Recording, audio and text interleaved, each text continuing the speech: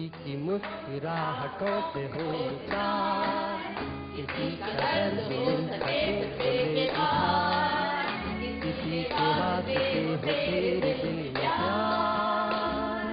जीना इसी का नाम है, माना अपनी जेब से फकीर है, फिर भी यारों दिल से हम अमीर हैं।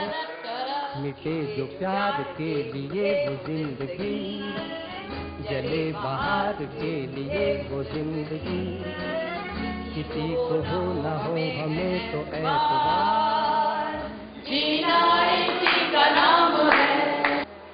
I just want to put this before you as a thought exercise. That when we are looking at the prospect of social enterprises, social business, there is an element of necessity. I'll tell you just, I'll give my biography just a little later. So I am as much convinced about the need to do, for example, what this story we've heard just now from Bablu and Mr. Koshi, and I'm looking forward to hearing many more experiences. And yet,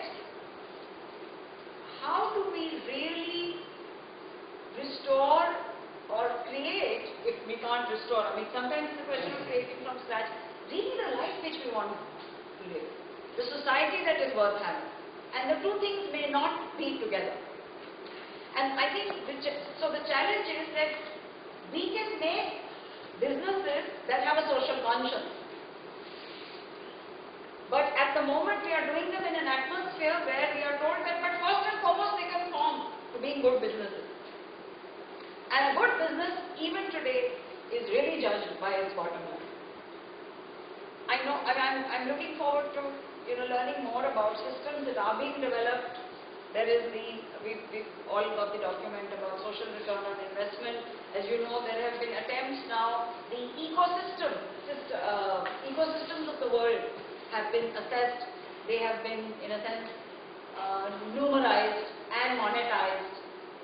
Why? Because we now realize that it's the only way to save them, not because that is intrinsically or morally or ethically appropriate, but because, in a sense, maybe as a civilization, we have surrendered to the reality that if you can't measure it, if you can't monetize it, you can't save it.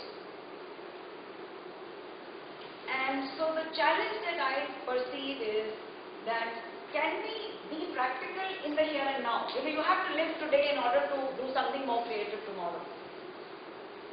If you allow yourself to be decimated today, there is no tomorrow. So in that sense, yes, we have to act within the bounds of what is today practical. But what if it's actually undermining our tomorrow, our many tomorrows? For 20 years, from 80 to about 1998, I basically wrote about people's movements. So I had the opportunity to be a little bit involved in the Narmada Bachao Andolan and various movements that came up in the late 80s against the development model. We used to call it alternative development, Vaikalpik Vikas in Hindi. I don't know, many of you may have come, the older people, may have been at Harsoon in 1998, which was a very historic gathering of activists, development workers, NGOs, environmentalists from across the country. Some 50,000 people gathered. But by 98, and actually a little before that, when many groups who couldn't even stand the sight of each other had agreed on one thing, that they wanted the land, Jal, Jangal, Jameen, land, forest and water, to be in the hands of the local community. And then we saw what was happening in Enron. Do you all remember Enron? Dhabol, Satyagraha.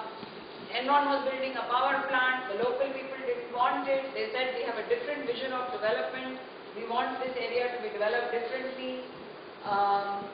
There were other people who got involved simply as professionals because they looked at the math and they said in pure capitalist terms, it's a daylight robbery. This is a bad deal. It will bankrupt our state electricity board. And yet, as we know, in spite of the Satyagraha, people lay down the blockation in Congress. explaining a large chunk of their expenditure in India as educational funds. Suppose that had not happened, are we really sure that the panchayat would have withstood those pressures? I honestly am not. And what I basically began to wonder was that even if we really gave full powers to the last entity in the system, that is the panchayat, would we be able to do things differently? Would we get an alternative or a more sustainable or a more humane development or a better society? Because unless the larger dispensation of the market system is in some way altered, how is this micro unit going to withstand that? If the basic definition of what is value is determined by some larger force, and so that's how I started looking at this question of what is the market. And 99 or 2000 I started working on it. It was really like an Alice in Wonderland experience. I am not an economist. I knew nothing about markets except that I was a little prejudiced against them. And very quickly, here's what I learned. Number one, that every society, Babu has pretty much actually said what I needed to say, so I'll skip that part. But just to say that, reiterate that every society that moved beyond hunting and gathering has had a market.